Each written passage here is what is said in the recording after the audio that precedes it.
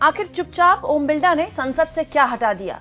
प्रधानमंत्री मोदी सोते रह गए और वो, जी हाँ, वो विदेश भाग गया। दोस्तों, हमारे मोदी जी के पास हर चीज के लिए टाइम है।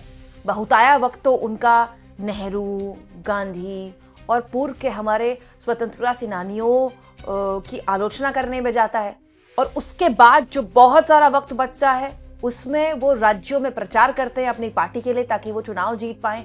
और उसमें जो थोड़ा बहुत वक्त बचता है उसमें वीडियोस बनवाना, रील्स बनवाना और भाषणबाजी देना। लेकिन क्या आप जानते हैं दोस्तों, जब प्रधानमंत्री नरेंद्र मोदी इन सब कामों में व्यस्त थे, कोई था जो चुपचाप विदेश भाग गया। इनफैक्ट चुपचाप भी नहीं, सबकी आंखों के सामने विदेश भाग गया। और यह मुद्दा उठा है संसद में। दो बातें हुई हैं दोस्तों कल संसद में। वंदे मातरम पर 10 घंटे बहस चली और इस 10 घंटे बहस में कुछ ऐसा हुआ जिसके बारे में बहुत ही कम लोगों की ओर नजर गई। लेकिन दोस्तों, जैसा कि हमेशा मेरा वादा रहता है कि संसद से आ रही हर अपडेट सबसे पहले और विस्तार में आपको मेरे चैनल में दिखाई देगी, इसलिए सिर्फ और सिर्फ मेरे चैनल में ही आपको ये बात पता चलेगी कि प्रधानमंत्री मोदी जब फोटो करवा रहे थे, फोटो सेशन करवा रहे थे, कोई है जो विदेश भाग गया। दोस्तों, प्रधानमंत्री नरेंद्र मोदी ने कल एनडीए के बिहार के सांसदों के साथ ये फोटो शेयर की है और बताया है कि संसद भवन में बिहार के सांसदों से मुलाकात हुई तो नई ऊर्जा से वो लबरेज हो गए, ऊर्जा भर गई है उनमें, और जनता जनार्दन ने जो अपेक्षाएं उन पर रखी हैं वो जरूर उनका ध्यान रखेंगे, कोई कोर कसर उन पर नहीं छोड़ेंगे। मतलब मोदी जी भूल गए कि जनता जनार्दन ने केवल बिहार के लिए नहीं, पूरे देश के लिए उन पर काफी अपेक्षाएं रखी हैं। प्रधानमंत्री नरेंद्र मोदी जिस वक्त दोस्तों ये फोटो सेशन करवा रहे थे, क्या आप जानते हैं गोवा के वो 2 पब मालिक जिनके पब में 25 लोग दर्दनाक तरीके से उनकी मौत हो गई जलकर गोवा में। आपको याद होगा, करीब 1.5 दिन पुरानी खबर है, गोवा में एक पब में आग लग गई और लोगों को भागने की जगह नहीं मिल पाई ठीक से, जिसकी वजह से 25 लोगों की जान चली गई दर्दनाक तरीके से। मतलब ये कहा जाता है कि जो सबसे बुरी मौत होती है वो है जलकर मरना। 25 लोगों की मौत हो गई इसमें। देश के अलग अलग हिस्सों से ये लोग थे, टूरिस्ट थे। क्या आप जानते हैं दोस्तों, वो पब मालिक देश छोड़कर भाग गया। यस, देश की संसद में प्रधानमंत्री नरेंद्र मोदी जिस वक्त नेहरू को, पूर्व की सरकारों को पानी पी पी कर उनकी आलोचना कर रहे थे, देश की संसद में जब वंदे मातरम पर बहस हो रही थी, देश की संसद में जब बड़ी बड़ी बातें इतिहास को लेकर बीजेपी के लोग कर रहे थे, उस वक्त आज वर्तमान हमारे देश का यह है कि एक डबल इंजन सरकार में एक पब के अंदर आग लगने से 25 लोगों की मौत हो गई और उसके मालिक आराम से विदेश भाग गए। और अब सरकार इंटरपोल कर रही है और यह मुद्दा कल संसद में भी हनुमान बेनीवाल ने उठा दिया है। चर्चा करें, हाउस चल रहा है, इंडिगो की फ्लाइटें रद्द हो गई, लेकिन आज 5:30 बजे इंडिगो फ्लाइट के अंदर जो लूथरा ब्रदर्स दोनों भाई है, जो गोवा के नाइट क्लब में आग लगी, 27 लोग मारे गए और इंडिगो फ्लाइट से दोनों भाई भाग गए यहीं से। पार्लियामेंटली इससे बड़ा दुर्भाग्य नहीं हो सकता। कौन सी अब आप सोचिए दोस्तों, कितनी शर्मनाक बात है ये। इस सरकार में तो ये मतलब एक रिवायत बन गई है, जब चाहे कोई विदेश भाग जाता है। विजय माल्या भागा इस सरकार में, मेहुल चोकसी भागा इस सरकार में, इसके अलावा नीरव मोदी भागा इस सरकार में। दोस्तों, ये तीनों सरकारी बैंकों के गबन करके भागे। और ये जो महाशय हैं, ये इनके पब में 25 लोगों की मौत हो गई लापरवाही की वजह से, ये दोनों भाग गए पब मालिक। और अब सरकार इंटरपोल की जरिए इनको तलाश रही है। हालांकि इनका अता पता नहीं कि ये थाईलैंड भागे हैं कि फुकेट भागे हैं, कोई जानकारी नहीं है। और हमारी संसद किस पर बहस कर रही है? वंदे मातरम पर कर रही है। बहुत अच्छी बात है दोस्तों, हर समाज को अपने इतिहास के बारे में पूरी जानकारी होनी चाहिए, अपने भविष्य को लेकर नई रूपरेखा होनी चाहिए, लेकिन वर्तमान के बारे में ये सरकार बात क्यों नहीं करती है? दोस्तों, ये तो हो गई पहली बात। एक और जानकारी जो ओम बिरला ने की है, आप जानते दोस्तों, कल प्रियंका गांधी ने बहुत ही शानदार, जोरदार, जबरदस्त भाषण दिया। इनफैक्ट मैं विपक्ष के सारे नेताओं को सुन रही थी, देर रात तक मैंने ये बहस सुनी है। मुझे ऐसा लगता है कि विपक्ष के बहुत ही कम नेताओं ने इतनी तार्किक, इतनी धुआंधार तरीके से इस सरकार को और स्वयं मोदी जी को घेरा है जो प्रियंका गांधी ने घेरा है। लेकिन क्या आप जानते हैं, प्रियंका के भाषण का एक हिस्सा चुपचाप संसद की कार्रवाई से हटा दिया गया है। देखिए बकायदा इसमें जो हाईलाइट पोर्शन आपको दिखाई दे रहा है ना, येलो स्केच से, ये वो हिस्सा है जो हटा दिया गया है।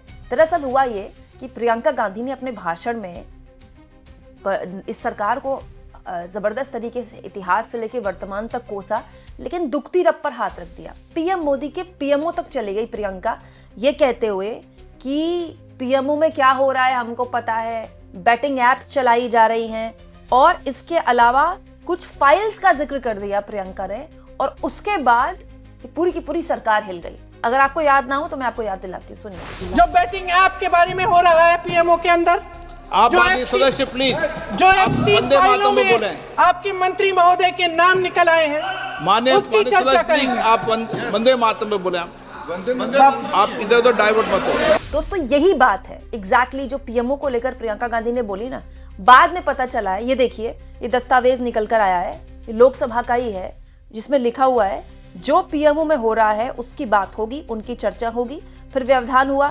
ये सब ऐसे ही नोट होता है जब कोई व्यक्ति बोलता है। आपने देखा होगा लोकसभा स्पीकर के नीचे कुछ लोग हमेशा टाइप करते रहते हैं, उनका यही काम है कि जो व्यक्ति बोल रहा है वो एक एक चीज लिखते हैं, कब व्यवधान हुआ, कब लोकसभा अध्यक्ष ने इंटरप्ट किया, कब किसने क्या बोला, ये ऑन रिकॉर्ड जाता है। इसी को बोलते हैं ऑन रिकॉर्ड जाना। आगे देखिए, प्रियंका ने बोला था पीएमओ के अंदर बैटिंग ऐप के बारे में जो चर्चा हो रही है, फिर हंगामा किया सत्ता पक्ष ने, जिन फाइलों में आपके मंत्री महोदय के नाम निकल रहे हैं उस पर चर्चा करेंगे, फिर हंगामा हुआ। ये पूरा हिस्सा हटा दिया गया है लोकसभा की कार्रवाई से, इसको आउट कर दिया गया। मैं सोच ही रही थी, प्रियंका ने जब ये कल बात बोली थी, मैं सोच ही रही थी कि सरकार इस हिस्से को लोकसभा के अंदर, मतलब उसके पूरे रिकॉर्ड के अंदर क्यों रखना चाहेगी। अंत में हटा दिया गया।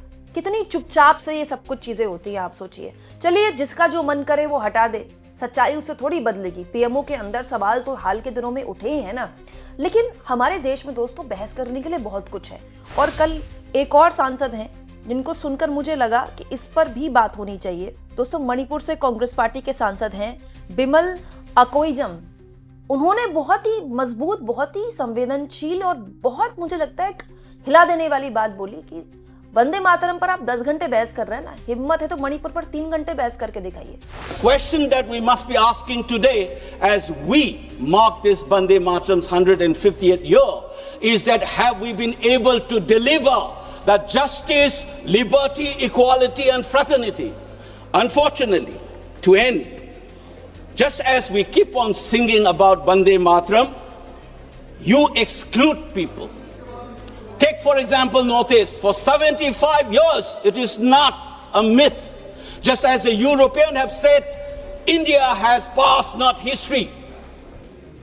And Bengali nationalist says, we must have a history. That's the nationalist imagination. Today, the Northeast is still not included in the so-called Indian history. That exclusion. Dalits have been excluded. You are suspicious of a minority like Muslims. You have keep on excluding people. You are not doing justice to Bharat Mata, which is the millions of citizens in this country. So the true meaning of celebrating Vande Mataram is to uphold what we have promised to ourselves in our constitution. And it is in this sense, just as you are able to spend 10 hours of discussion here, I dare the nationalist feeling in you, the Deshbhakt, that devotion in you should demand a discussion on Manipur at least for 3 hours. For heaven's sake, let's discuss Manipur and then we will know what is Vande Mataram. ये हाल है दोस्तों इस सरकार का, जिस सरकार में आज भी इंडिगो की फ्लाइट्स जो है वो ठीक से नहीं चल पाई हैं। आज भी इंडिगो की फ्लाइट्स कैंसिल हो रही हैं। पिछले 7-8 दिनों से जो मैस इंडिगो ने क्रिएट किया है, जो उसने कचरा किया है एविएशन सेक्टर का, अभी तक सरकार उसको नहीं संभाल पाई है। राज्यसभा में कल राम मोहन नायडू एविएशन मिनिस्टर ने बयान दिया, हो सकता है लोकसभा में बयान दे दे, बात खत्म। इस सरकार को इससे फर्क क्या पड़ता है। मतलब सैकड़ों लोग एयरपोर्ट में फंसे रहे, किसी का एग्जाम छूट गया, कोई बीमारी में नहीं पहुंच पाया, कोई मेंटली इमोशनली इतना हैरेस हुआ, पैसा गया अलग। और अभी तक उस कंपनी पर, इस सरकार की इतनी हिम्मत नहीं हुई कि उस पर कार्रवाई करे। दोस्तों, मीडिया में दिखाने के लिए शो कॉज नोटिस दिया, तुरंत 24 घंटे के अंदर कंपनी ने कह दिया शो कॉज नोटिस का जवाब देने के लिए भी हमको वक्त चाहिए। मतलब भारत सरकार के एविएशन सेक्टर का इस कंपनी ने, इंडिगो ने, इतनी भद्द उड़ा दी, इतनी भद्द पीटी, लेकिन इस सरकार की हिम्मत नहीं है कि उस कंपनी पर उंगली उठा दे। विपक्षी तो ये भी कहते हैं कि क्योंकि इंडिगो ने बड़े लेवल पर इलेक्टोरल बॉन्ड के जरिए बीजेपी को पैसा दिया है, इसलिए बीजेपी ने ये सब कुछ किया है।